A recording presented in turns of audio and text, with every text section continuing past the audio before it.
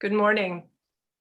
My name is Julie Klein, and I'm in the Center for Latin American and Caribbean Studies at the University of Wisconsin-Milwaukee. We are so happy to have you all join us along with our guest today, author Maria Jose Ferrara from Chile, and Lawrence Schimmel, who will be the moderator today, also a writer and a translator in his own right. The program is sponsored by our center together with our campus translation and interpreting studies program. And it was created in collaboration with the International Youth Library in Munich, Germany, the world's largest collections of international children's literature. I would especially like to thank Jochen Weber, who was my planning partner and, as many of you know, is an absolute marvel. So thank you very much, Jochen. Our simultaneous interpreters today are Diana Arbesser and Fatima Cornwall, and our producers are Khadijah Perry and Jay Penn. We're going to save our questions and discussions till after the presentation. If you haven't already, we would welcome your greetings in the chat and telling us where you're from. It's really nice to know who the community is that's joining us. I'm also going to put in the chat, as I've done before, if you've been in previous sessions, a map that shows where our registrants are coming from for the full series. We have about 450 people who have registered for the summer program, coming to what sessions they are able. Last I counted, it was 30 countries, but maybe it's more than that. It's sort of fun to put a new dot on the map and say, look, we got another continent. So I'll put that up. Let's see, I think that I will, at this point, say thank you again for joining us, and I'm going to introduce today's moderator, Lawrence Schimmel. Lawrence Schimmel is a full-time author, writing both in Spanish and English, who has published over 100 books in a wide range of genres. He's also a prolific literary translator.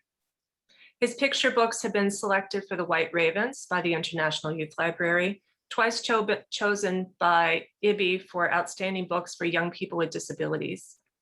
And he won a Crystal Kite Award from the Society of Children's Book Writers and Illustrators, among many other awards, honors, and distinctions. His writing's been published, and tell me if I counted right, Lawrence, I counted 43 languages. That is amazing. His work has been published in 43, give or take, languages around the world. Lawrence started the Spanish chapter of the Society of Children's Writers and Illustrators and was their regional advisor for 5 years. I would also like to add, again, the work with Jochen from the International Youth Library, he gave us such wonderful suggestions of pairings of author, illustrators, and moderators. And it happens that Lawrence has translated a few of Maria Jose's books, including Niños, Poems for the Lost Children of Chile, published by Eerdman. There's a visual aid right there.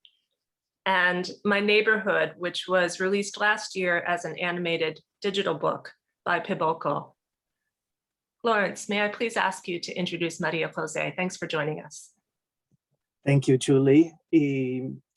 Yo voy a hablar en español a partir de ahora, principalmente, aunque cuando llegamos a las preguntas al final la gente puede preguntar tanto en inglés como en español.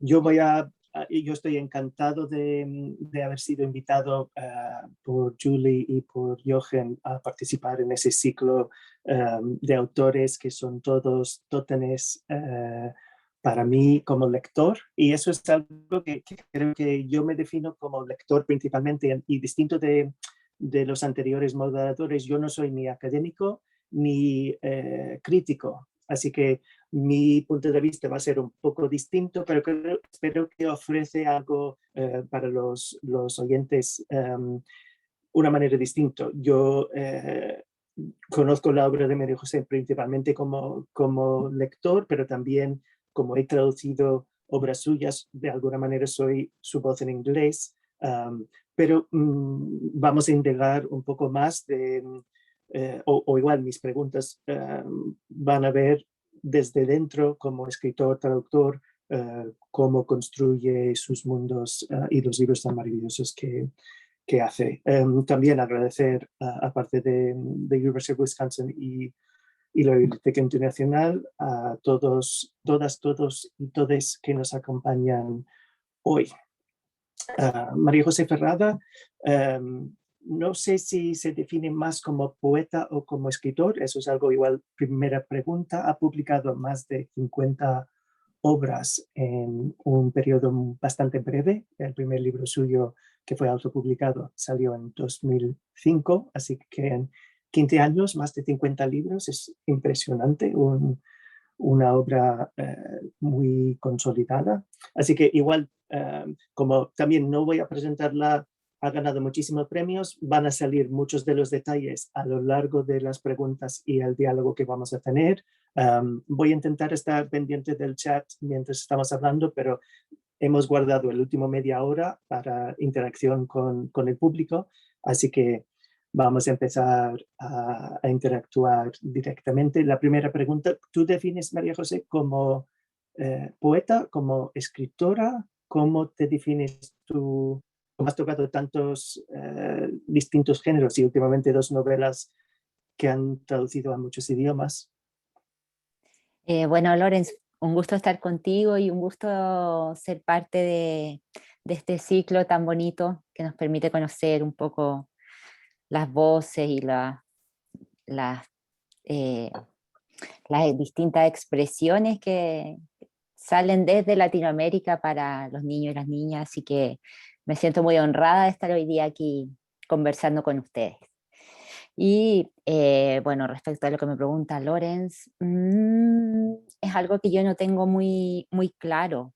Creo que al principio, con esa clasificación, como Lorenz bien les contaba al principio, yo autopubliqué mi primer libro, que lo tengo por aquí, este, 12 historias minúsculas de la tierra, el cielo y el mar, y lo autopubliqué por una razón muy simple, porque ninguna editorial lo quiso, porque eran textos que eran de prosa poética, según mi definición.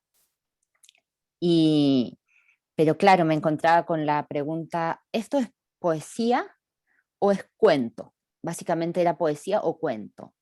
Y yo decía, bueno, si tengo que optar, igual es poesía. Ah, pero no rima, me decían. Entonces, no es poesía, es cuento. Pero si es cuento, es muy corto.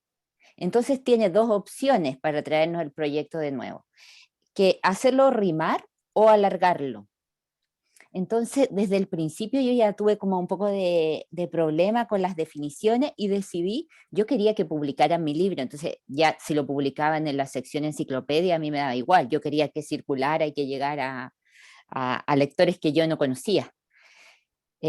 Porque básicamente yo empecé haciendo cuentos a mi hermano, a los amigos de mi hermano, pero quería probar qué pasaba con otros lectores chiquititos. Así que lo de los géneros, la verdad que no pienso en eso al momento de escribir. Sí hay géneros que, la poesía, por ejemplo, sí yo noto que para mí es más lenta de escribir. Me demoro mucho más en un libro de poesía. Tal vez porque el idioma toma ahí otras texturas, otra intensidad que en escribir narrativa. Pero también siento que algo de la poesía se cuela en la novela y algo de la narrativa se va colando también en los poemas, entonces yo ahí en ese sentido dejo las ventanas y la puerta de los libros un poco abiertas para que los géneros como que se comuniquen. Eso es algo que quería hablar un poco, que hemos hablado tú y yo en privado de que como tuviste un rechazo a tu obra por no rimar, que tienes un poco de manía con la rima. Pero quería preguntar si tu relación con formas tradicionales, si hay un soneto, un haiku, porque también he visto en muchas de tus obras que un poemario entero tiene una arquitectura, aunque igual los poemas son verso libre, ¿entiendes? Y por eso quería hablar, si podrías hablarnos un poco de esa relación y también de cómo construyes el texto, es decir, si sale como prosa poética, si sale como para ti, cómo decides, o si es la obra que decide creo que la obra decide el tema, va apareciendo, va como requiriendo un cierto ritmo y un cierto tipo de escritura. No sé si a no sé si a ti, no sé si a otros escritores les pasará igual, pero como no es que yo diga voy a escribir ahora un libro de poesía, sino que primero es más bien el tema y luego ese tema o esa imagen, más bien hablaría de imagen, que de tema, esa imagen requiere un cierto ritmo a la hora de ser contada. Y ahí va apareciendo o la poesía o la narrativa. Si bien yo he aprendido a apreciar después de que mi obra parecía que no servía mucho como, o no era poesía porque no rimaba, yo he aprendido a apreciar la rima, porque nuestra tradición viene en esa forma. Entonces hay un ritmo compartido que obviamente que uno agradece y que es muy bonito y que es un ritmo compartido por muchas generaciones, por muchos oídos.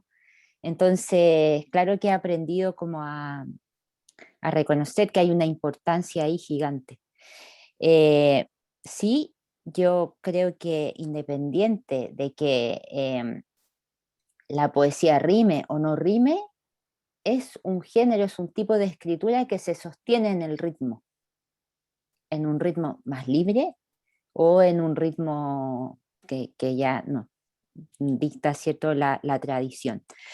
Pero sí creo que es la diferencia que yo veo con la narrativa, que se sostiene en el ritmo. Entonces, claro que hay una arquitectura, claro que hay un intento de que sea un ritmo agradable al oído dentro del poema, también cuando pasa de un poema al otro, cuando uno hace el gesto de volver la página, que exista un ritmo también ahí y que funcione también un ritmo como una música, como conjunto, como si fuera un disco.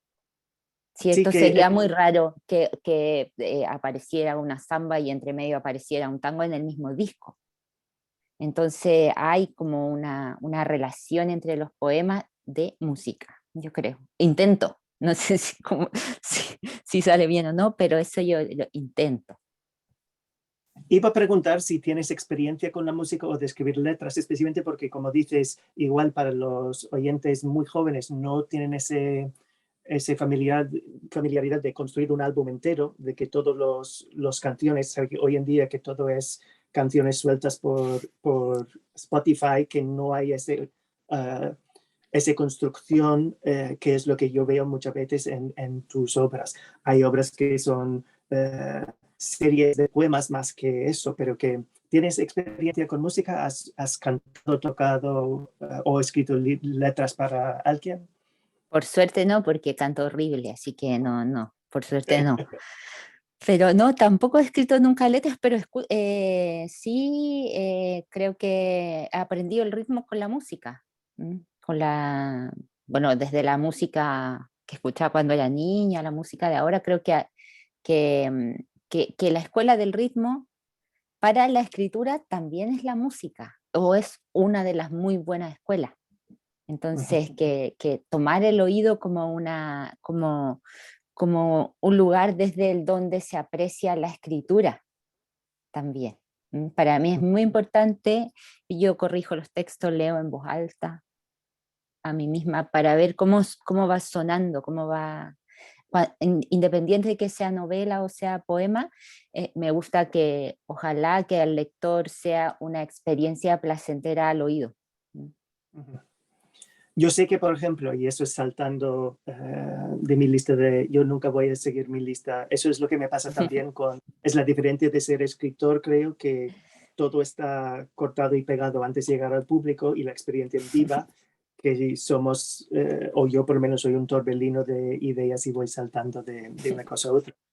Pero saltando a tu novela Cramp, que ha tenido una edición en audiolibro, y es el único libro tuyo con una versión en audio. ¿Y qué te pareció escuchar a otra persona recitando tu obra? Sí, claro, fue muy impresionante porque yo estoy acostumbrada a mi tono al leer. Pero claro, sé que cada persona le pone su propia voz, entonces fue la primera vez que yo escuché en otra voz.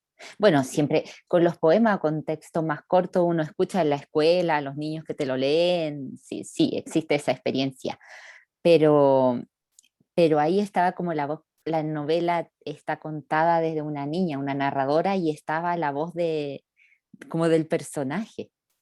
Entonces fue una experiencia muy, muy bonita que también te enseña que, los libros son tuyos hasta cuando se van del computador y ya no son tuyos. Ahí ya son otras las voces que lo van a leer, son otras desde los lugares desde donde se va a completar, desde los recuerdos donde se va a completar. Eso a mí me emociona.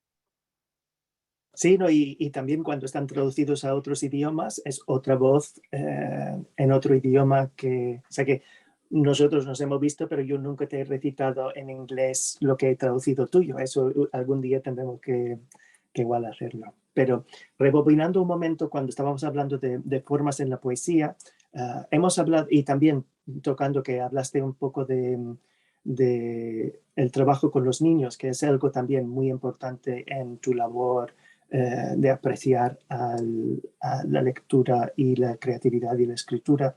Um, hablaste de que, o me contaste que tú no escribes nunca haikus, aunque es una herramienta o una forma de poesía que sí utilizas mucho con los niños. Y por eso quería que hablas un poco de eso.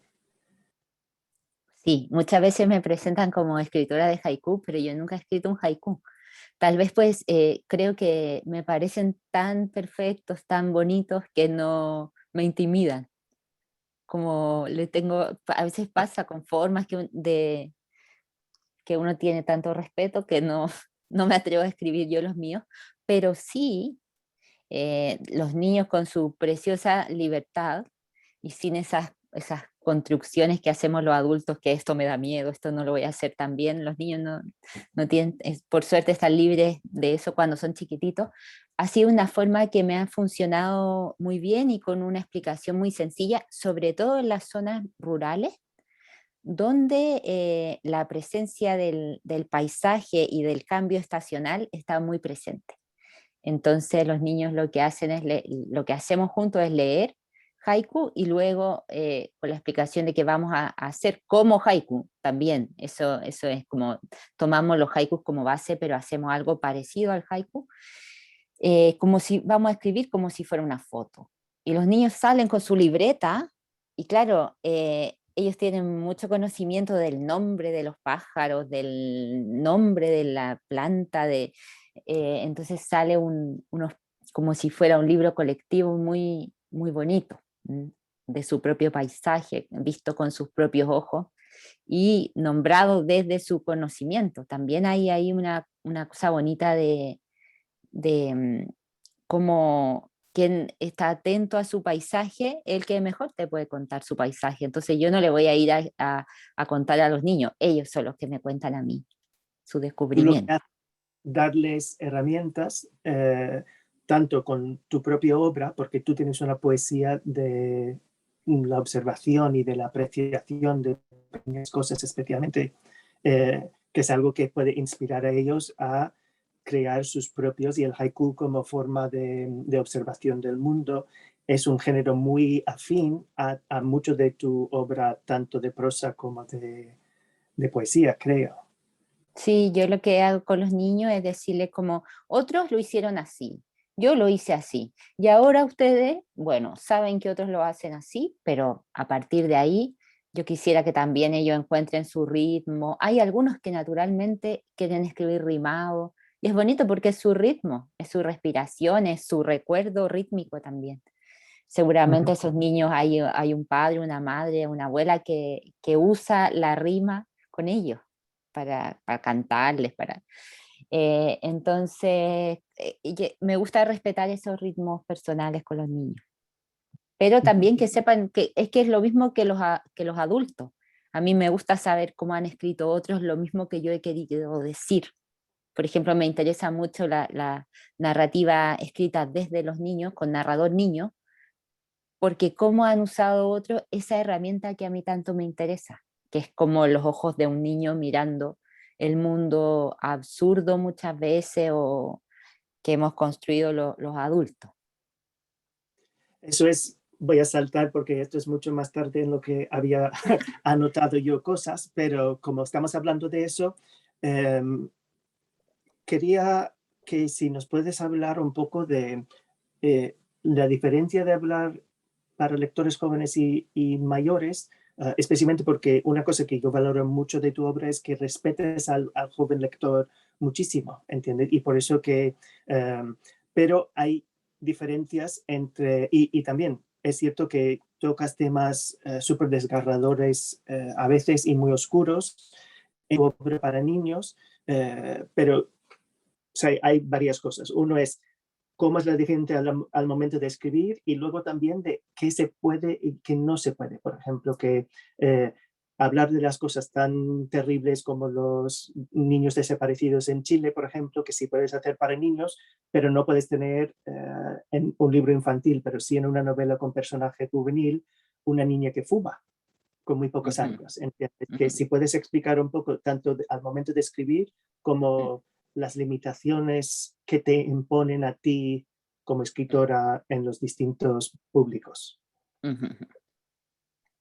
Bueno, yo desde el principio, cuando las editoriales me dieron esa respuesta de que tenía que traer de vuelta mis poemas rimados, yo como que tomé, yo creo, una decisión, tal vez sin pensarlo, pero fue como, yo voy a hacer como yo crea que tengo que hacer, pero no según lo que se me dictara de fuera. Puede ser que eso hace que no encuentre tal vez camino tan rápido o finalmente no se publique, pero quisiera intentar hacer como yo quiero hacerlo, los libros, independiente de que eso les abra o les cierre puertas en el mercado editorial, porque son momentos distintos. O sea, uno el momento creativo y otro después cuando esa obra está lista, ya toma su camino hacia el mercado, pero son momentos diferentes.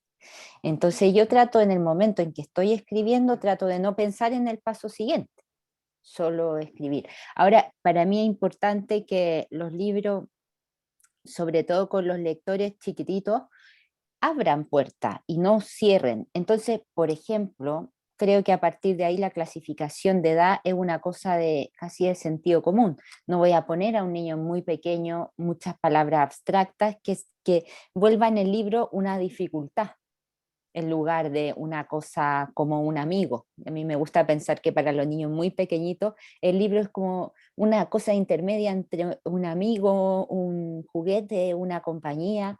Entonces quisiera que esa compañía fuera lo más dulce y lo más cercana posible. Entonces, obviamente que voy a hacer párrafos cortos porque están empezando a leer. No quiero que terminen cansados después de, "Ay, no", o que tengan la sensación de no pude. No, yo creo que la literatura ojalá que siempre deje a los niños con la sensación de yo pude y yo puedo apreciar la belleza, yo puedo disfrutar de una historia como esta. Yo quisiera que los libros funcionaran así. A partir de esas cosas que son como técnicas, como de párrafos cortos o largos, eh, yo ya no pienso en la edad del lector. Cuando ya el lector sabe, maneja la herramienta escritura, lectura, yo ya no pienso no pienso qué van a decir los editores, no pienso qué van a decir los profesores, no pienso qué van a decir los padres, porque creo que nunca yo podría saber lo que van a decir. Habrá tipos de padres que dicen una cosa, habrá tipos de padres que tendemos un poco a, a meter todo en una misma bolsa. Los niños leen así, los profesores hacen tal cosa y no, hay una diversidad en eso. Entonces, por ejemplo, en el tema de la novela, claro, la protagonista fumaba y claro que fue un problema. Fue un problema porque la protagonista era un guiño a una película que fue muy importante para esa época. La vimos mucho en los 80 aquí, esa película. Y además el cigarro era un componente importante porque en esa época se fumaba mucho. Entonces tú ibas con tu papá, tu mamá, y tu papá y tu mamá iban fumando adelante y el niño atrás consumía todo el cigarro del mundo. Entonces hay un retrato que yo intentaba de época también. Yo no voy a sacrificar eso porque obvio que va cambiando la percepción de lo que es bueno, lo que no es bueno. No creo que la literatura tenga la función de enseñar comportamientos, más bien es demostrar comportamientos, pero muchas veces esos comportamientos son, como tú bien dices, oscuros, no tienen como no podemos comprender bien por qué el personaje actúa así, tienen debilidades los personajes, entonces creo que eso nos hace interesante, eso es lo que hace la literatura interesante, lugares donde podemos reconocer no solo nuestra bondad, sino también nuestra flaqueza, nuestra incongruencia como seres humanos. Yo quisiera que la literatura fuera un lugar donde el lector independiente de la edad que tenga pudiera reconocer sus dos lados, digamos. Su Pero, belleza, yo creo en la profunda belleza del ser humano, pero también,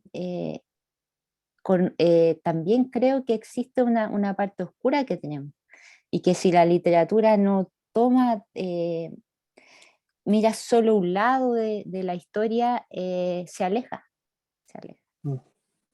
pero al Perdón, te momento de interrumpí. no, al momento de escribir Cramp, ¿fuiste consciente de, hubo un momento cuando te diste cuenta que aunque tiene personaje joven, es un libro escrito para un público no tan joven como otros libros que igual tienen ese, o sea, que es otra cosa que no hemos hablado, pero un álbum ilustrado muchas veces tiene doble lector, muchas veces es un adulto que está leyendo el libro con lectores jóvenes hasta que pueden leer por sí mismos y a veces se repite al revés. Los jóvenes leen el libro para los adultos en su vida. Así que muchos de tus libros comparten ese, pero Cramp es un libro con personaje muy joven para un público adulto. Y hubo un momento cuando te diste cuenta como escritora al momento de... Me di cuenta porque Cramp es como mi primera novela para público no infantil. Eh, pero Pero lo escribí para público no infantil, es decir, ¿supiste? No. me di cuenta rápidamente porque la novela se trata de los vendedores viajeros, de la desaparición de los vendedores viajeros, de los comerciantes que viajaban de un pueblo al otro vendiendo. Y eran personajes que hablaban con muchos garabatos,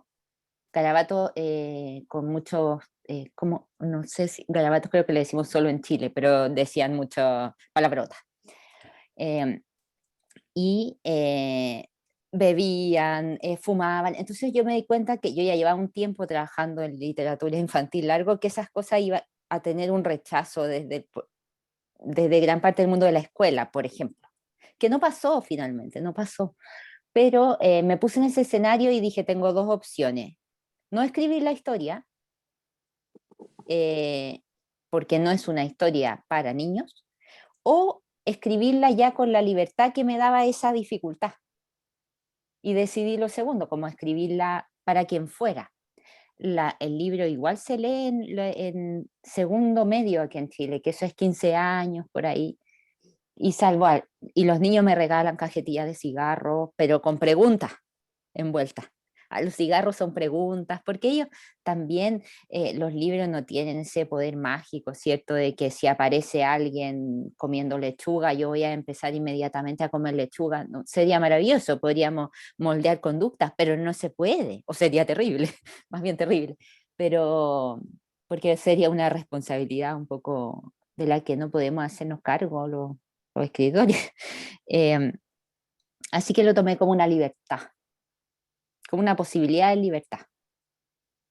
Y con la segunda novela, ¿lo hiciste más adrede o también surgió de manera más natural esa decisión de escribir novela para público mayor o para más jóvenes? Porque también tiene personaje muy pequeño, que es algo que mencionaste al principio, que te interesa mucho la literatura de mayores con personajes jóvenes. Ujú. Creo que el narrador niño es un muy buen espejo, porque es un espejo eh, de nosotros los adultos que como si fuera un poco más sincero, pero no sincero porque tiene una intención de sinceridad, sino porque aún no sabe qué es correcto y qué no es correcto decir. También todavía no tiene las herramientas para interpretar todo lo que está pasando, no entiende también los contextos, entonces transmite nomás las imágenes que va viendo, pero los juicios que hace son un poco, no está todavía haciendo mucho juicio.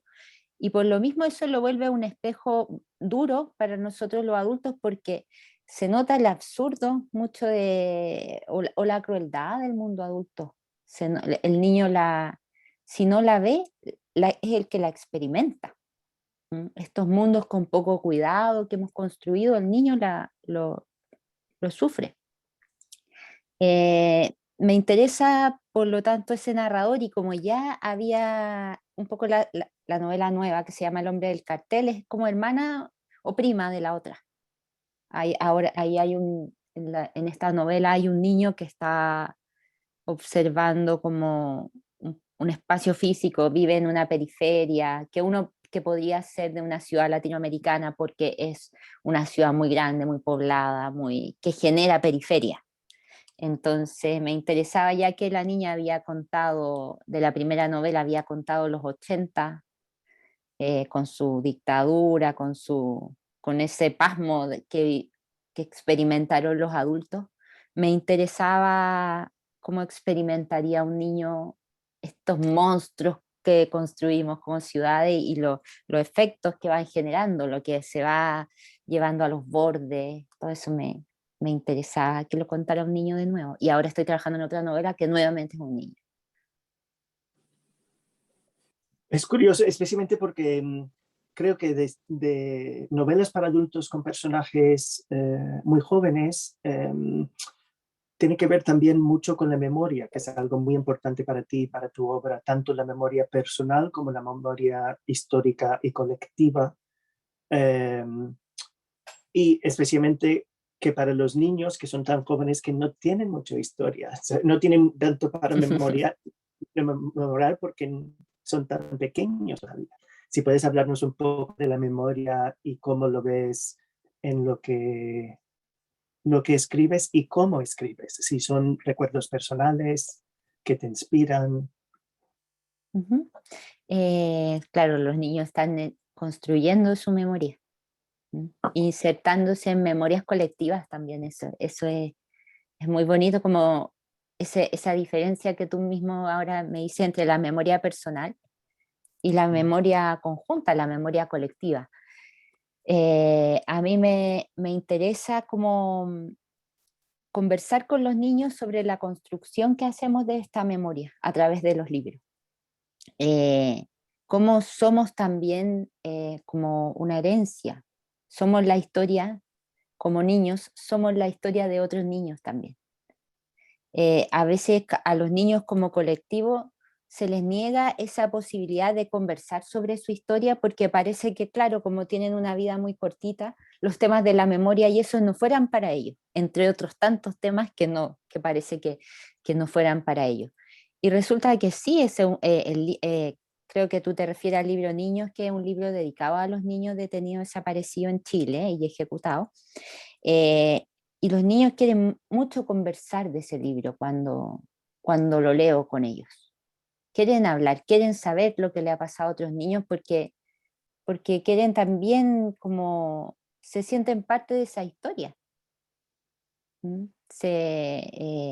Ellos también construyen su presente en base a lo que a la historia de la infancia. Entonces, creo que esa reflexión la necesitamos desde chiquitito, no sé si la necesitamos, pero es bienvenida desde chiquitito, que vayamos también entendiendo que somos parte de procesos, somos parte del colectivo, no estamos flotando en el aire, o no estamos solo, no es solo en nuestra familia. es también procesos mayores, otras fuerzas que impactan en nuestra historia, que muchas veces chocan con nuestra historia. Los sistemas políticos, las formas en las que se articula la sociedad, muchas veces golpea fuerte estos pequeños universos familiares. Mi pequeña construcción de mi memoria va a estar permeada por eso. Si yo creo que es bonito tener una conciencia de ese tejido, de que no soy yo solo, de que vinieron antes otros, y van a venir otros después, y que yo estoy en el proceso de construcción de eso. Sí, yo creo que esto es muy obvio en el parte de denuncia, de responsabilidad, de reconstrucción de la memoria histórica, tanto en libros como niños que mencionaste, que son poemas individuales, cada uno por uno de los niños desaparecidos durante la dictadura, o un libro como Mexique, que también yo sé que acusan mucho de que estás politicizando con estos dos libros a los niños, y etcétera. Pero como dices, los niños son parte de nuestra historia y eso es parte de nuestra historia y son libros muy, muy de punto de vista de niño sobre sucesos muy terribles.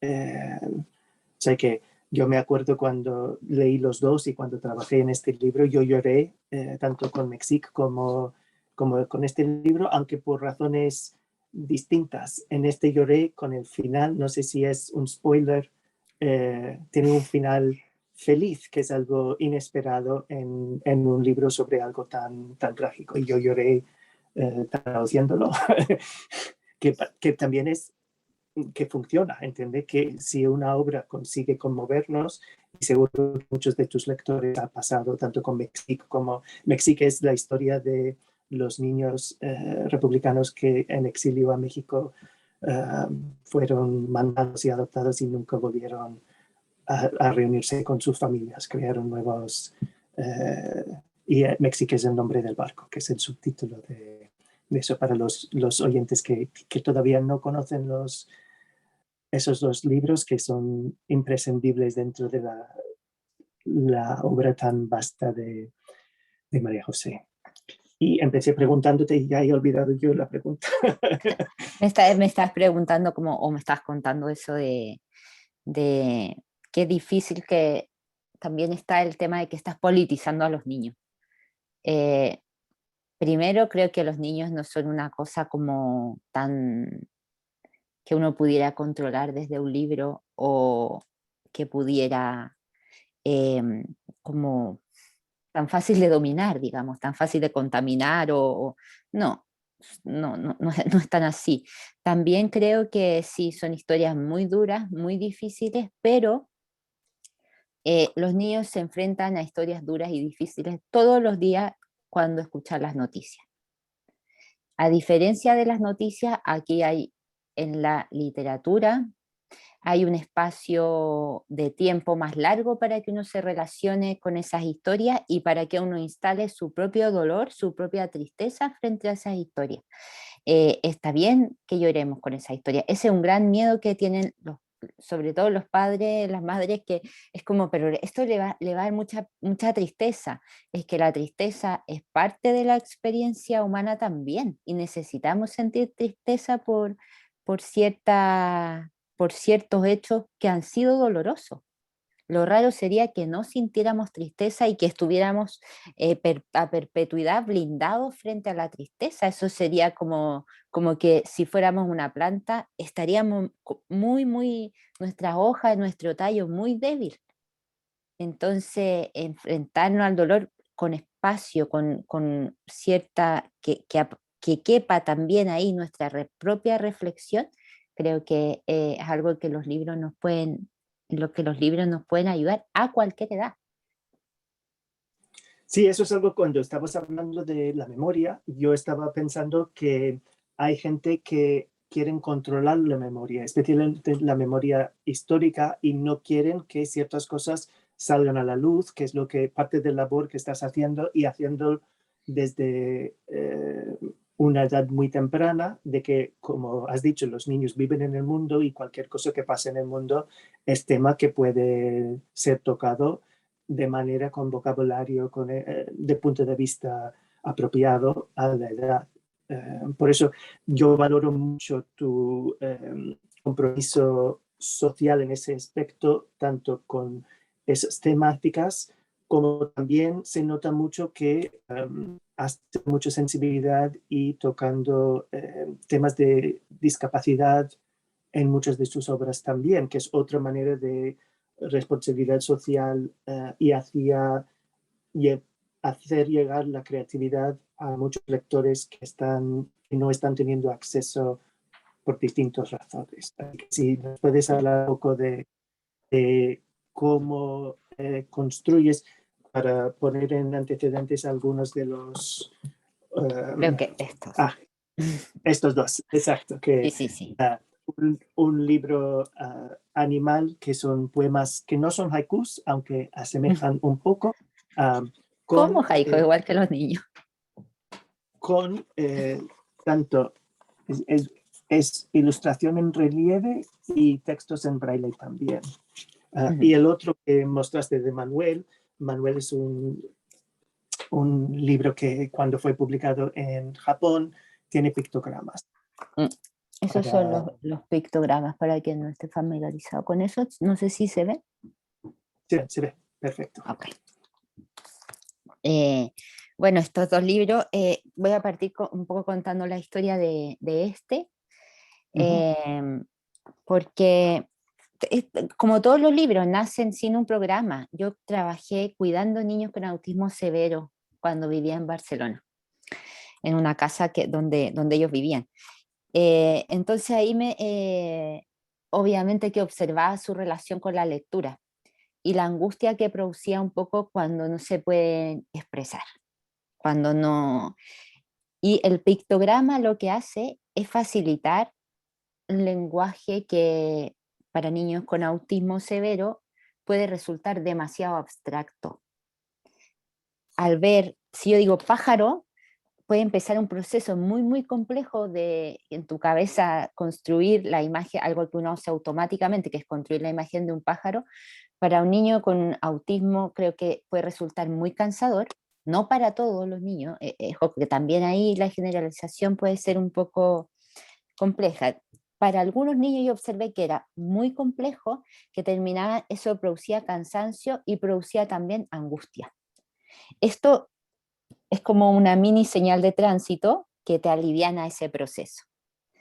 Tuve la suerte de que este cuenta la historia de un niño real, de Manuel, que su interés restringido son las líneas, como que el mundo entrara a él a través de que va siguiendo las líneas, va mirando cómo es lo que le llama la atención, pero además está contado con pictogramas, porque la idea es que en una sala de clase los niños muchas veces están juntos y en el mundo estamos juntos. Entonces, en estos dos libros, tanto en las dos versiones, Manuel tiene dos, tiene este y Manuel de Camping, y en el libro en braille, la idea es que sean libros que podamos compartir, que sea un libro bonito pensando, por ejemplo, en dos hermanos, para los dos hermanos, que a uno le, o sea, que también haya una preocupación estética, que no sea que los pictogramas no tienen que ver con la ilustración central, sino que funcionen armónicamente. Eh, en este otro libro, en el libro que tú mostrabas en Animal, Y también... ¿Mm?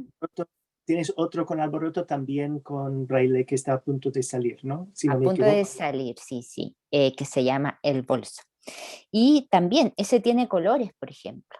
Y claro, mucha gente nos pregunta, pero ¿por qué tiene colores si es para niños ciegos? No, es para niños ciegos y para niños no ciegos, que compartan el libro como los niños lo comparten en la biblioteca, que sea un libro que le guste a los dos. Entonces tiene parte de la ilustración es táctil, pero parte de la ilustración también se puede mirar. En este la idea era que se toquen, ¿no? Son ilustraciones que uno descubre como tocando de qué animal se trata, como una adivinanza y uno la descubre, pero también que el niño que ve disfruta esta experiencia de descubrir desde el tacto. Entonces ahí como que cambia el concepto, el niño que es ciego tal vez está en ventaja frente a ti por lo desarrollado que tiene el tacto. Ir también como instalando desde los libros, como ir repensando como lo que la discapacidad que generalmente como que plantea, como la hemos entendido, relaciones como muy verticales. Y no, el otro es distinto. Y podemos también aprender de eso distinto que es. Él nos puede guiar en esta experiencia del tacto. El niño con autismo tal vez puede observar las líneas con tanto nivel de detalle que va a descubrir cosas que nosotros no descubrimos, pero nos vamos a poder relacionar, vamos a poder contarnos cosas. Esa es la idea de estos libros, como que podamos compartirlo. Y como escritora, ¿te presuponía una manera distinta de escribir? Por ejemplo, como tienes una poesía de la observación, escribir libros pensados para aparecer en braille, si tenías que imaginar o pensar de otra manera para no usar referencias visuales, por ejemplo, ¿te cambió al hacer el libro o...? Sí, lo pienso al momento de hacer el libro, claro, por ejemplo, en este no, ya que la abstracción plantea a veces dificultad y angustia, pero no tiene casi cosas abstractas, como es muy sencillo, pero yo lo que intento es que esa sencillez eh, no implique un sacrificio estético. Ujú. Y por eso me gustan tanto los poemas japoneses, aunque no me atrevo a escribirlos, eh, los haiku, porque creo que ahí hay la sencillez y lo concreto, ¿cierto? Esos poemas son, como decíamos, como una foto, pero no hay, puede ser una experiencia muy, muy intensa leer un poema de eso.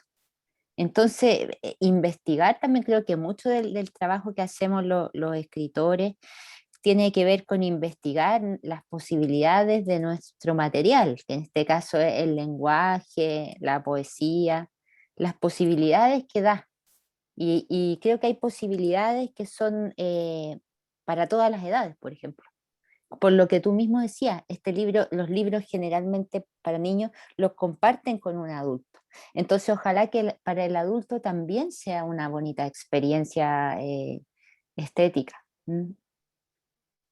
Has tocado muchas cosas que hemos o saltado de que quería preguntar o cosas que tenía adelante, así que igual es un buen momento hablando otra vez de los haikus y del japonés, la poesía japonesa, y también relacionado con esos dos libros de Manuel, porque si no me equivoco, el primer Manuel se publicó en español, pero el segundo fue hecho directamente solo para Japón con los pictogramas.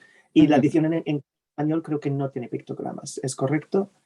Es correcto, la edición en español solo cuenta la historia de Manuel, del niño protagonista, como un poco para explicar en términos muy simples qué es el autismo, para Pero, explicarlo a niños muy pequeños. Pero en Japón pudimos trabajar con una universidad, con alguien que era experto en pictogramas y que completó, digamos, este proyecto. ¿Mm? Porque, claro, necesitábamos también de un especialista y ahí la editorial Kaisecha coordinó todo eso y estos libros tienen trabajo de mucha gente en el libro. No solo ilustrador, no solo escritor, también en este, por ejemplo, el trabajo la, que hace la imprenta, la traducción, o sea, en cada libro hay tantos involucrados. Eso es la traducción, especialmente como yo soy uno de tus traductores al inglés en este caso, y por ejemplo los libros de Manuel están traducidos por Yumi Hoshimi, y hablando por ejemplo de algo como haikus o la traducción de poesía, hay tantos elementos. Uno es la forma, por ejemplo, si yo tengo que traducir haikus, tengo que mantener que son haikus en el idioma de destino, que es distinto de verso libre, o sea que uno es recrear el parte es traducir contenido, traducir forma y sonoridad, que es algo para ti muy importante. Llegaremos a sonoridad después, que tengo tanto que contarte y estamos llegando sin esto. Um, tu relación con Yumi, que ella no solo ha traducido a ti al japonés, pero juntos, a cuatro manos, habéis traducido al castellano, al español, a un poeta japonesa. Que si nos puedes hablar un poco, también hablarnos de tu experiencia con el japonés, porque estudiaste literatura asiática, si no me equivoco, en Barcelona, y hablas japonés o aprendiste japonés. No hablo japonés. Estudié japonés, pero no, hablo muy mal. Pero claro, esa fue una experiencia muy bonita, la traducción de Kaneko Misuzu, que es una poeta japonesa que escribía para niños. Eh, y fue una experiencia preciosa también en términos de sonoridad. Como tú dices, como que cuando se traduce, yo no soy traductora, pero ahí pude ver el proceso de cerca. Importan muchas cosas, hay una cosa que tiene que ver con la cultura de origen del texto, hay una cosa que tiene que ver con cómo suena ese idioma, eh, y ahí lo que hacíamos con Yumi era, lo que hicimos fue, ella leía los poemas, pero y yo iba buscando, ella me decía esto dice esto, y yo le decía estas son las mejores opciones para eso en español. Pero claro, una vez que el poema estaba claro en español, claro en legible, porque ella me tuvo que explicar qué tipo de poesía era esa, que era una poesía muy clara de imágenes. Y yo creo que hemos construido una poesía parecida en español a la intención que probablemente tenía la poeta, pero también estaba el tema de cómo sonaba, entonces ella me leía en japonés muchas veces hasta que esa música se me quedaba y yo decía, claro, ahora este poema suena parecido, o sea, tiene un espíritu sonoro parecido. Es un trabajo impresionante, una lectura, el de la traducción. Yo debo reconocer que mi sueño frustrado era haber sido traductora, pero no soy muy buena para los idiomas. Eh, ¿Y es puedes una leer lectura japonés muy... Ese es o el no? problema, que no puedo leer japonés. O sea, Es puedo algo leer los interesante. alfabetos que usan los niños, pero no puedo leer kanji, no. Ajá. Eso es Eh, algo interesante de la traducción que ha publicado Satori, porque en japonés está en kanji y también en letra romana la transcripción, que es una manera también de acercar casi lo que ha hecho Yumi, de recitártelo, que no puedes leerlo tú, pero de hacerlo accesible a ti. Y por eso ese libro me pareció fascinante de tener tres versiones, el japonés en kanji, el puente en japonés pero occidentalizado de alguna manera, y como luego cómo cómo suena. suena. Hay una escritura de cómo suena, como escrito en nuestras letras. Qué interesante porque el lector también puede tener esa experiencia del mismo la fonética japonesa con la nuestra se parecen bastante, entonces puede tener esa experiencia de leer en japonés sin manejar necesariamente o buscando el significado en la otra página. Sí, fue una lectura intensísima. La traducción creo que es eso, una lectura de como más amplia, más que implica más cosas, ¿no? Intensa, más intensa. Y como tu obra está siendo traducido a tantísimas obras idiomas ahora, yo, entre otros, que te hemos traducido al inglés, también Elisa Amado ha traducido Mexique y Elizabeth Breyer ha traducido Cramp como How to Order the Universe, que si el ser traducido te ha cambiado cómo escribes. Mm, no, la escritura no, creo que no ha impactado en mi escritura, pero sí, claro, me hago preguntas cuando llega el libro en un idioma que no conozco, yo intento leer pero como un juego, como cómo suena ahí esta palabra, como yo ya me sé la historia, reconozco, trato de buscar ese, pero es más un juego como sonoro. Ajá. Y, bueno, varias preguntas. ¿Tienes en general, tienes una relación con los traductores de tu obra? Es decir, si necesitan preguntarte por detalles, ¿eso qué era en Chile en ese momento? O si normalmente no tienes esa relación con los traductores o los distintos idiomas. Sí, generalmente o sea, no conozco a los traductores, pero tienen mi correo para hacerme preguntas de cosas muy específicas y generalmente me las hacen. Cosas Ujú. que tienen que ver con la época o con marcas que yo nombro o con cosas así. Claro que yo quedo como a disposición del traductor para las preguntas que tenga. Mm. Ujú.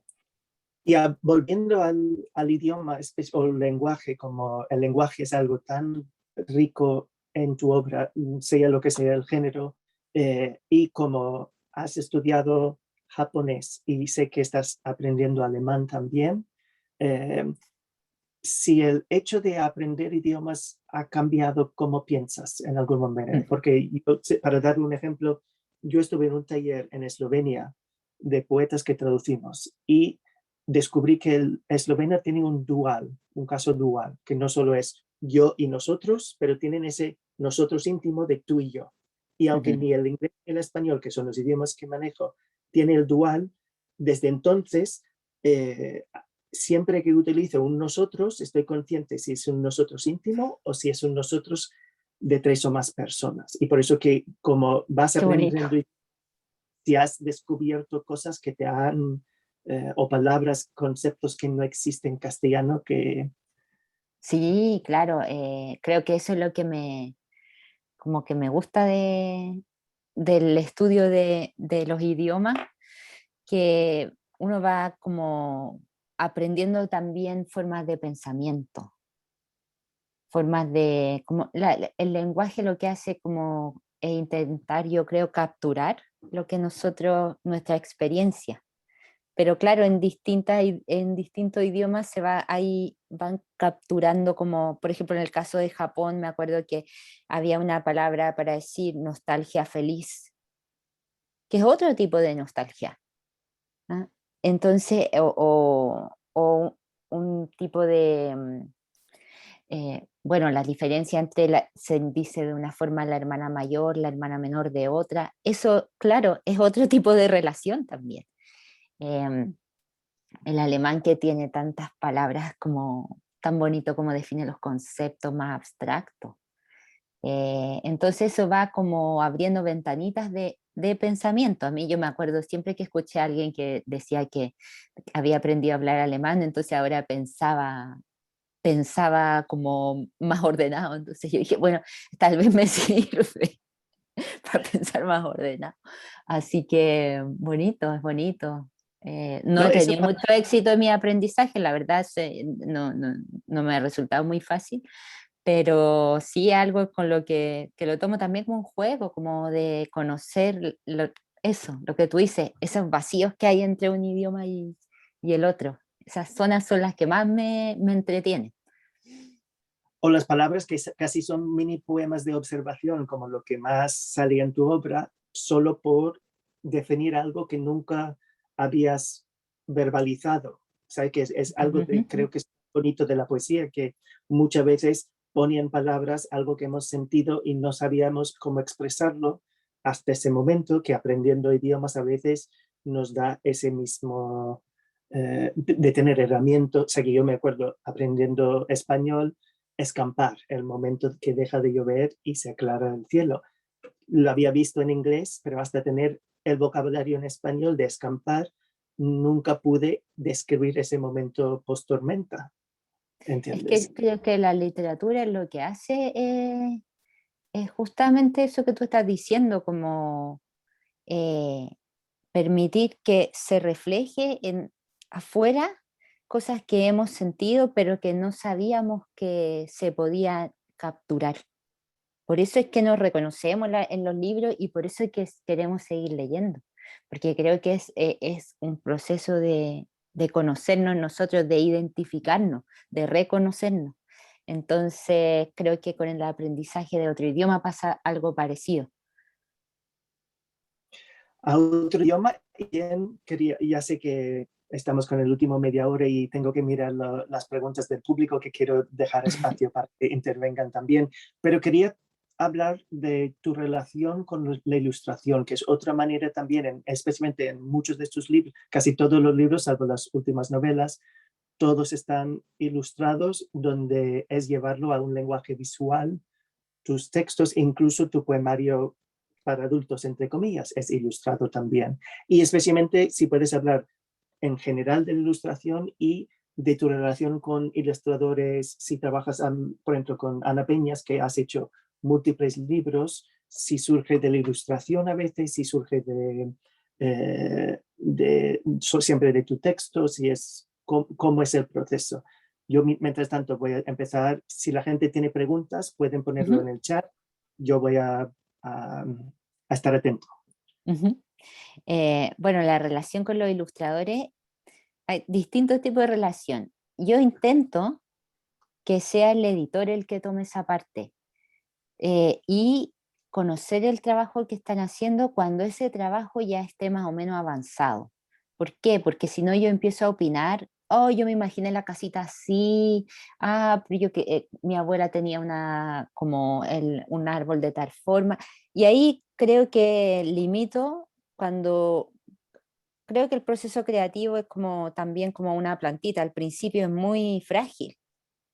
Si hay muchas voces al inicio, creo que puede ser contraproducente para el libro. Entonces a mí me gusta que los ilustradores trabajen lo más solo posible, porque el texto es una parte del libro, pero no es, o sea, ellos también tienen que poner su parte del libro.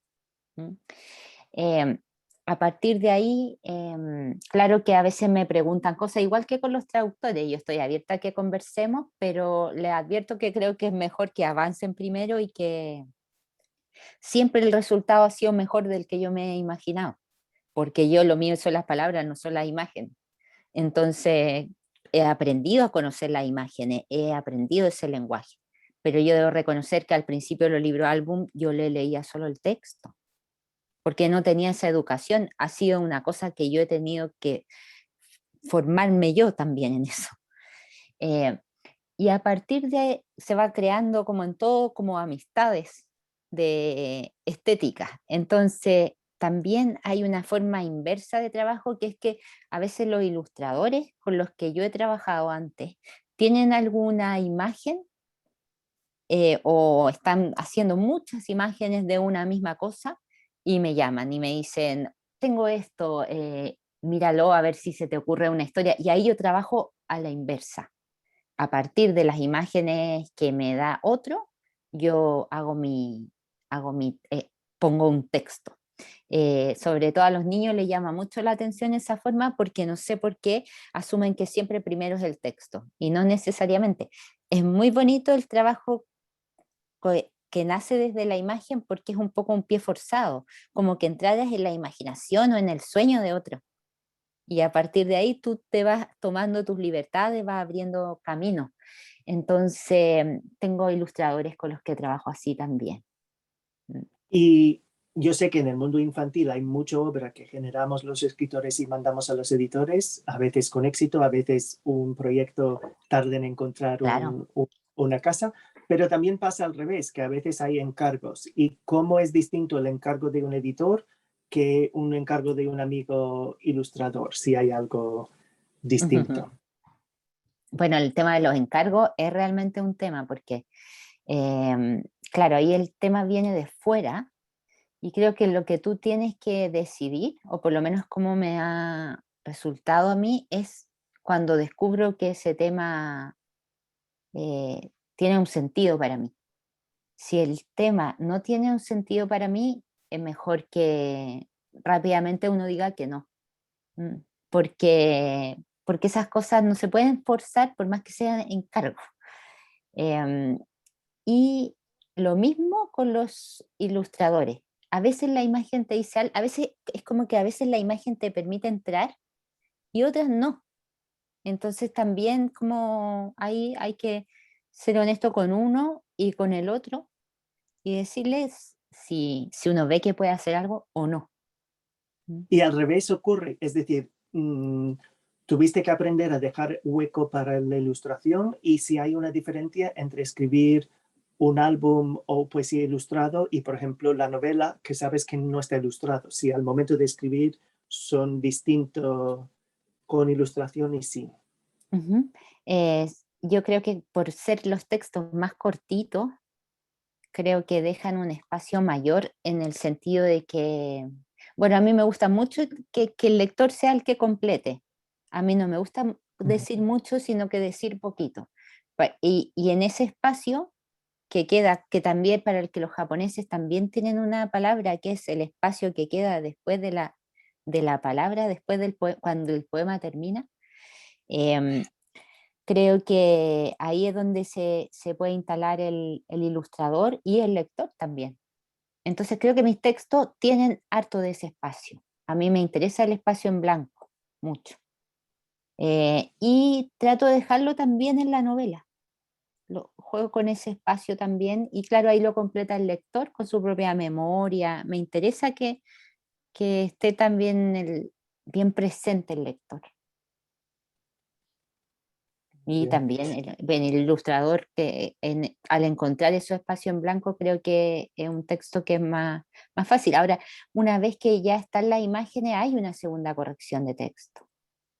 Hay como que no se diga desde los dos lugares, porque como te digo, estos libros son escritos en conjunto, no es que está un bloque por un lado y un bloque por el otro. A veces el ilustrador plantea algo y eso hace que se vuelva a trabajar el texto.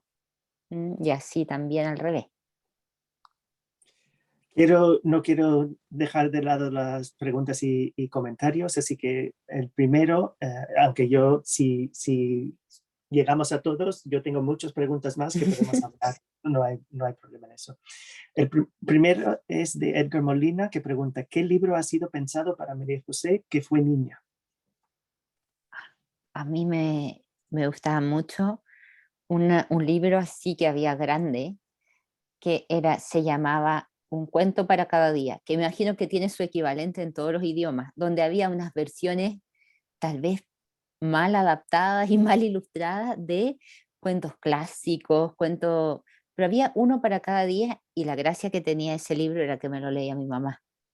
Entonces asocio ahí como una cosa que tenía que ver con el cariño, con la voz del otro leyéndote un cuento. Creo que a mí eso yo esperaba mucho ese momento, que llegara ese momento del día. Y como el cuento tenía uno para cada día, sabía que ese momento del día iba a llegar porque no nos podíamos saltar el día anterior porque tenían hasta fecha. Entonces, creo que y de esos recuerdo uno que se llama Juan sin miedo y uno que se llamaba La fiesta de las flores. Esos dos recuerdos. Y también recuerdo que me produjo un impacto muy grande las zapatillas rojas, que no venía en ese libro, sino que venía en otro, unas ilustraciones en acuarela que todavía las puedo ver perfectamente en mi memoria y me impactó mucho porque era un cuento muy duro, muy oscuro, pero yo lo quería seguir leyendo y quería el otro día volverlo a leer y volverlo a leer. Entonces también me enseñó como un poco de que el ser humano necesita conocer distintos lugares de sí mismo, aun cuando es chiquitito. Porque eso de haber sido algo que yo leía cuando tenía 6 años, 7, pero me impactó mucho esta bailarina, esta historia tan angustiosa, que no podía parar, que esto le había pasado por vanidosa, que había tanta carga como humana en el libro. Ajá. Y creo que yo Así siendo que niña lo podía eras captar. gran lectora desde pequeña. ¿Cómo? Desde pequeña eres gran lectora. Sí, sí, porque me crié en un lugar donde llovía mucho. Entonces había un momento que había que estar, gran parte del invierno había que estar dentro de la casa. Y, y como que cambiábamos con los vecinos libros, nos preocupábamos del fin de semana, sacar libros de la biblioteca y llevar a la casa, porque había muchas horas en que los libros también eran también para divertirnos. También eso me enseñó que no tengo miedo al libro como diversión. ¿Y te acuerdas, especialmente como hablaste de tu primer libro, que fue los poemas autoeditados que escribiste para tu hermano pequeño, pero te acuerdas lo primero que escribiste tú? El primer poema igual o el primer cuento. ¿Cuándo Cuando niña, empezaste a escribir para ti misma? ¿Siempre estabas inventando historias? Porque ¿cómo es que empezaste a escribir o contar esas cosas para tu hermano que luego llegaron a formar el primer libro? Lo primero y luego cómo empezaste a pensarte escritora. Sí, porque Ujú. también tú participaste en muchos, sé que no solo das muchos talleres con los niños, pero te has formado en varios talleres literarios. Sí, todavía yo tomo talleres. Me gusta el espacio de taller como espacio de aprendizaje. Empezó, bueno, yo tuve un hermano, o sea, tengo, pero antes era niño. eh, Tenemos mucha diferencia de edad, 15 años. Entonces, yo en ese tiempo leía mucha poesía, estaba en un taller de poesía y había cosas que yo descubría en el taller de poesía que decía, esto igual le haría gracia a mi hermano, que en ese tiempo tenía 4 años. Por ejemplo, me acuerdo un verso que era de Juan Luis Martínez que decía que los pájaros cantan en pajarístico, pero nosotros los escuchamos en español. Juan Luis Martínez es un poeta experimental que escribe para grandes, pero muy famoso acá en Chile, pero yo pensaba que esa poesía podía pasar también, podía ser agradable para los niños. Entonces empecé a hacer un libro de poesía para mi hermano, que yo pensara que, como inspirado también en muchas de las lecturas de poesía que yo tenía siendo grande. Yo no hacía mucho esa distinción. Y hacía unos libros de cartón que empezó él a llevar de regalo a los cumpleaños. Había un cumpleaños y mi mamá decía, hazle un libro para que lleve de regalo.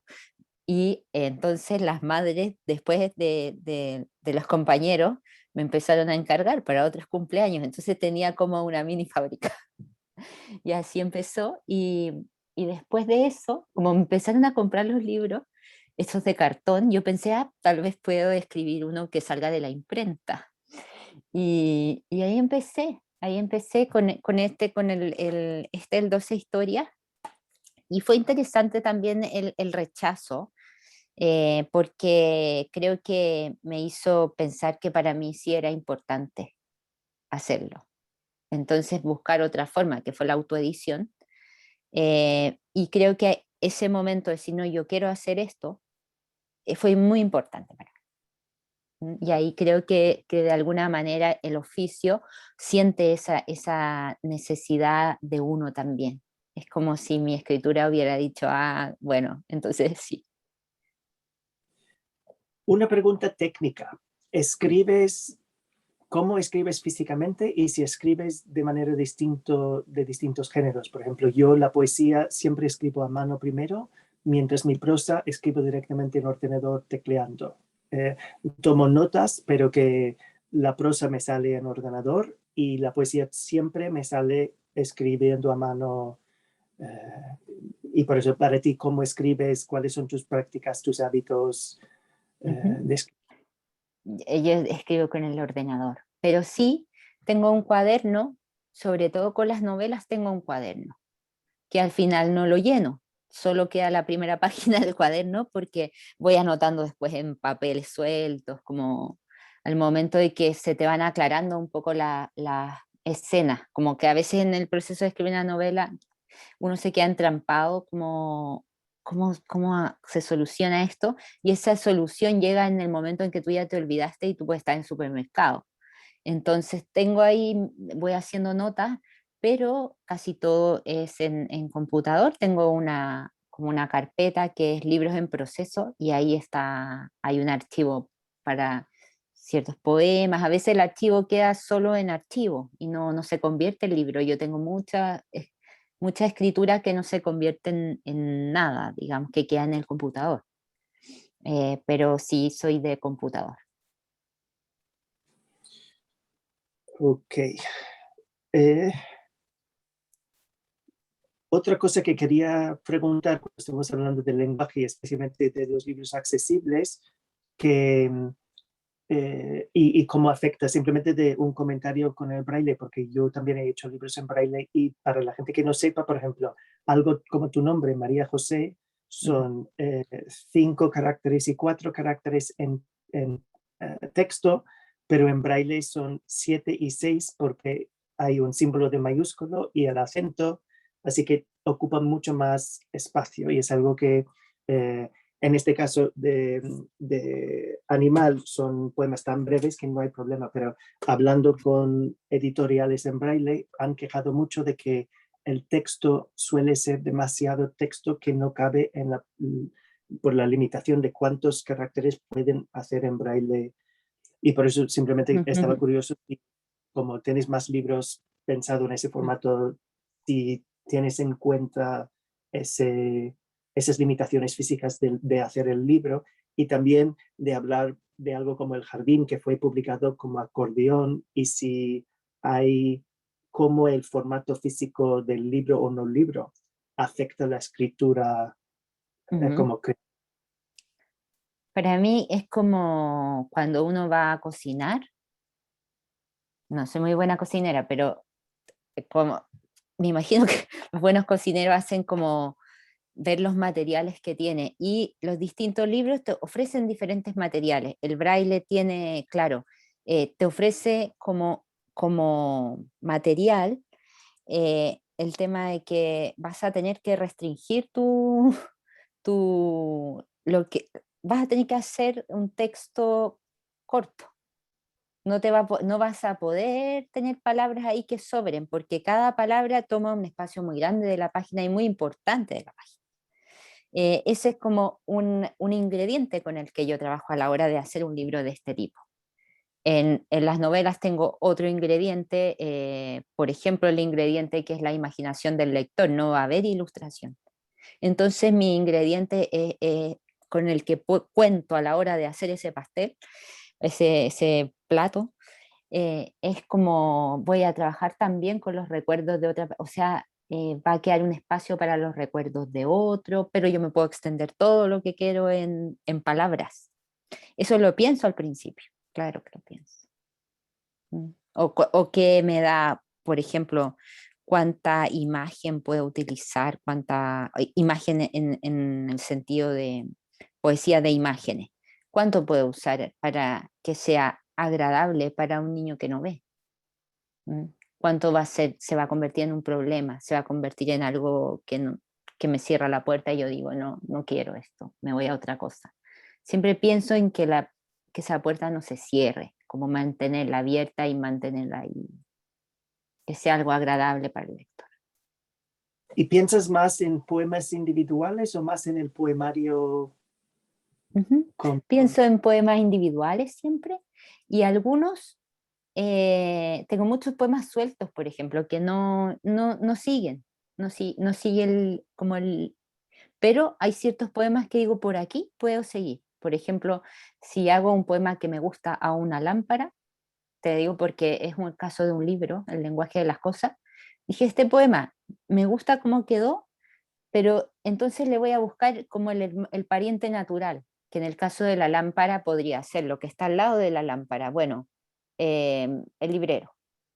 Y sigo con el librero. ¿Y qué está al lado? El sofá.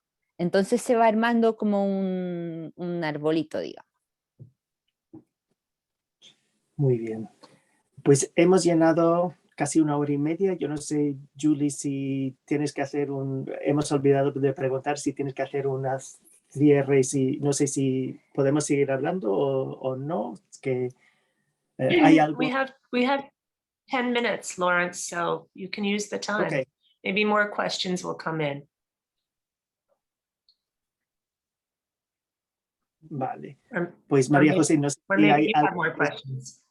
que todavía no he tocado, si la gente tiene más preguntas, si tenemos ese espacio. Hay más comentarios que voy a dejar que María José los lea después, porque muchos son personales, de recuerdos de conocerla, etcétera. Así que está bien que están entusiasmados. O sea que María José, como no estás viéndolo, pero la gente está muy entusiasmada con todo lo que nos estás contando. Y no sé si hay algo que falta que no he tocado todavía. Como hemos hablado, parece de todo, ¿no? Los dos somos buenos para hablar, así. No, creo que lo bonito de este oficio es que es un oficio que siempre te deja un espacio de aprendizaje muy grande. Entonces siempre hay cosas que ir descubriendo, desde cosas muy concretas como la materialidad con la que se hace un libro, cuánto de eso cuenta en el libro. Yo al principio era una lectora que no reparaba en la materialidad de un libro, por ejemplo. No estaba, y eso he aprendido a cuánto puede contar la materialidad. cuánto puede ser diferente la experiencia con distintas técnicas que se usan en la imprenta, lo mismo que tú nombrabas este libro del jardín, que es así un acordeón gigante. Eh, Son cosas que he ido aprendiendo y eso creo que es lo que me entusiasma de este oficio, que siempre hay un espacio grande de cosas que uno no sabe, desde los colores hasta, hasta cosas del lenguaje, ¿no? ¿Y tienes retos personales de proyectos o géneros que no has tocado? O sea, que ahora has hecho un salto de ser conocida principalmente como autora de poesía y de álbum, muchas veces poemas hecho álbum, a ser narradora para adultos y están teniendo muchísimo éxito internacional, que me alegra muchísimo. Si vas a escribir también novela juvenil, o si hay otros, si has hecho teatro alguna vez, o si hay otros géneros que todavía no has tocado que son retos pendientes. Sí, lo bueno es que hay un montón de géneros que no he tocado y que son, por ejemplo, me gustaría hacer una obra de teatro alguna vez. No tengo idea cómo se hace. Ahora estoy haciendo con Karina Letelier, que es la ilustradora con la que hicimos el primer libro, estamos haciendo un cómic. Pero ha sido muy bonito porque no sabemos cómo hacer un cómic. Entonces tenemos que leer cómic, como ese descubrimiento de un género también a mí me encanta. Como por ejemplo la historia, porque claro, primero trabajamos el texto, el guión, pero eso pasaba a cómic, era muchísimo, como todo eso ir como aprendiendo a dosificar, como a medir, tiene una cosa muy, muy técnica también el tema de la escritura, muy concreta, muy como aprender en cuánto se transforma una escena de una página, en cuántos cuadritos se transforma en muchos, entonces ir ahí modificando ha sido un aprendizaje bonito.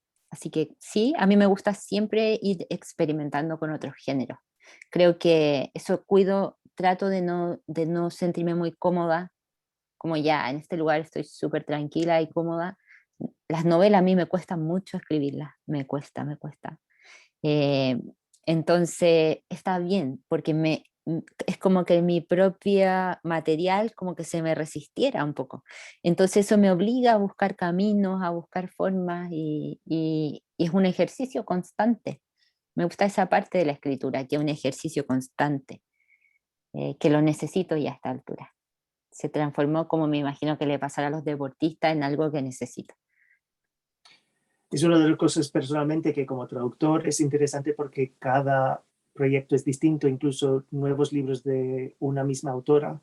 O sea que traducirte Mi barrio y traducirte Niños son proyectos muy distintos como traductor. Y hablando de niños, hay una pregunta del público que Liliana pregunta, ¿cuál fue la reacción y qué decían las niñas y niños chilenos cuando leyeron este libro en concreto? Ujú. Este libro en concreto tardó mucho en llegar a la escuela. Fue un libro que sí tuvo premios, tuvo reconocimientos desde parte de los adultos, pero es como que hubieran dicho, sí, muy bonito, pero hasta aquí. A la escuela no. Pasaron años y ahora recién se está leyendo en la escuela y he tenido reuniones con los niños a propósito del libro y me ha impresionado como la profundidad con la que opinan, cómo lo vinculan a temas actuales, a la infancia de ahora. ¿Quién escribe? Me preguntaba un niño muy chiquitito de unos, yo creo, 8 años. ¿Y quién está escribiendo sobre las dificultades que tienen los niños ahora? ¿Le interesa a usted, me decía, escribir como que ellos necesitaran también, que vieran en la literatura una forma de visualizar sus dolores, sus dificultades, que generalmente los adultos nos gusta mirar la parte bonita de la infancia, pero reconocer que la infancia vive situaciones complejas nos cuesta porque es algo de lo que nos toca a nosotros hacernos cargo, yo creo. Entonces era como el nivel de profundidad que ponen ellos en el tema, a mí me impresiona, me conmueve, no me sorprende, pero me conmueve. Y ¿Estás buscando más temáticas parecidas para denunciar que merecen ser libros o es algo que simplemente te inspira cuando descubres algo? O, es decir, ¿es más reaccionario o proactiva ese Mm, tipo de... Es más bien que creo que donde empecé como a estar pendiente de los niños porque me empecé a dedicar a escribir para ellos, esos temas empezaron a llamar mi atención. Cuando yo los veo en las noticias, si es algo de infancia, yo inmediatamente me quedo mucho más atenta. Entonces van apareciendo así esos temas. pero más históricas, es decir, que te inspiras en algo muy actual o como la memoria es tan importante, siempre miras atrás con retrospección. Me interesa tanto la actualidad como esas historias que van quedando olvidadas. Creo que los niños, por ejemplo, ejecutados, detenidos, desaparecidos chilenos, merecen no ser olvidados, merecen que los recordemos. Es una memoria que debe estar viva. Pero también me interesa lo que está pasando con la infancia ahora. No siempre se transforma en un libro, pero siempre está en mi reflexión. Creo que es Y un tema por el que los adultos pasamos muy rápido. hay una diferencia entre contar esas historias para, por ejemplo, los niños chilenos o para contarlo para gente de fuera. No sé si Eh, para ti mm, es distinto o es lo mismo. lo pensé mucho cuando hice Mexic, porque mi primera reacción a ese libro fue un encargo. Y mi primera reacción fue, pero esos son niños españoles que vinieron a México, ¿no será lo adecuado que lo cuente un español o que lo cuente un mexicano que convivió con ellos? Y al principio dije que no, y después vi los documentales donde los niños hablaban, los niños que ya son mayores, y me di cuenta que no, que primero eran niños, primero eran seres humanos y después viene el país al que tú perteneces, después vienen toda la otra etiqueta, pero creo que primero son niños. Pero una cuestión, hablando de eso y del lenguaje y de sonoridad, ¿tú te identificas como una escritora chilena? Especialmente sé que has vivido en España, en Barcelona durante mucho tiempo y por eso tienes mucha familiaridad con la habla ibérica que tenemos aquí y vocablos, y especialmente un libro como Mexic, a caballo entre España y México, donde estamos hablando de tres españoles, ibérico, mexicano y chileno. ¿Cómo manejas todo eso? Y especialmente como tus libros están siendo reeditados en muchos países latinoamericanos y también traducidos a que son cosas distintas. Ujú. Viví en Panamá también. O sea que he estado y en España, en Galicia, en Barcelona, entonces he estado en contacto con el español en sus distintas manifestaciones, el castellano. Entonces, creo que ahí sí creo que es muy chilena mi forma de hablar. Pero claro, no, eso creo que plantea no una dificultad. Nunca pienso al momento de escribir si este es un término muy chileno. No, no. Si Pero alguien los después editores, Sí, sí, a veces me lo dicen, al principio me lo decían y yo como que decía, sí, cámbialo, no hay problema, y ahora yo soy un poco más mañosa con eso porque creo que mañosa como más, no tan flexible, porque creo que es una forma de mostrar también nuestra diversidad, enriquece el lenguaje esas distintas formas. Entonces, ahora es como si algo plantea un equívoco, claro que sí, buscamos otra opción, no hay problema. Pero si no, quiero que se conserve la forma en la que hablamos acá, que ha sido el español en el que yo me crié. siempre son cosas curiosas. Yo también he originado cosas en muchas partes del mundo de habla hispana y yo me acuerdo a traducir un poemario al español para Cuarto Propio, una editorial feminista chilena. Sí, sí, sí. Y en inglés era She stood up for herself, or she stood up on her own feet. Um, y no me gustó que la editora me cambió que se valió por sí misma, se paró sobre los pies. Y no me gustó aunque pararse sobre los pies, estar de pie, es como se dice en Chile, el parar era lo antítesis de lo que estaba haciendo el verso y por eso tuve muchas discusiones con, también discutimos mucho de payasa, que me dijeron no está en la RAI y he dicho, pero está admitido Pero claro, Eh, sí, son cosas también que también el lenguaje uno lo va comprendiendo por contexto. No es que uno sepa ni siquiera yo ahora sé todas las palabras que aparecen en un texto escrito en español, porque ese es un aprendizaje que no se termina, pero funciona el contexto. Entonces, lo mismo cuando desde los distintos espacios geográficos, creo. sí. No, y el lenguaje no es algo fija y ni muerta. Está Estático, y evolucionando. ojalá nunca lo sea. Muy bien. Yo creo que hemos pasado el tiempo ahora. Julie, estoy intentando ser un poco americano en esto de hay que Sí. respetar. I think we will need to be American simply because we let people know this would be the end time. But what a wonderful conversation. Maria Jose, Lawrence, that was fabulous. I know you will see the comments in the chat of appreciation. Really appreciate your time. Thanks also to our interpreters and to Jay and Kadisha behind the scenes. Here they come.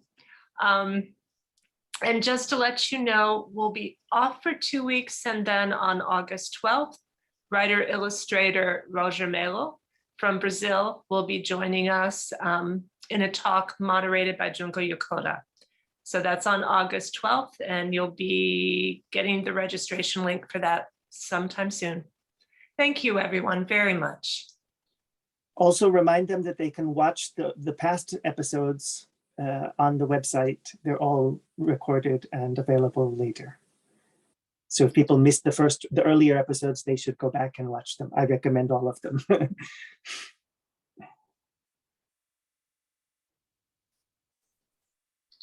Thank you, Lawrence. Thank you, Muchas everyone. gracias. It's been a pleasure. Oops.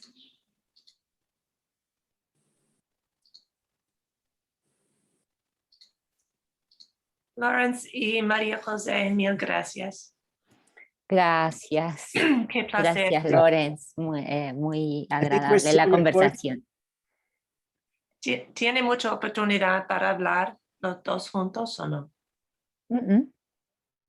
No, a veces en Frankfurt hace ya 2 años, antes de la pandemia, nos pudimos vernos en vivo, pero con la Nos pandemia conocimos. todo ya no hay movimiento.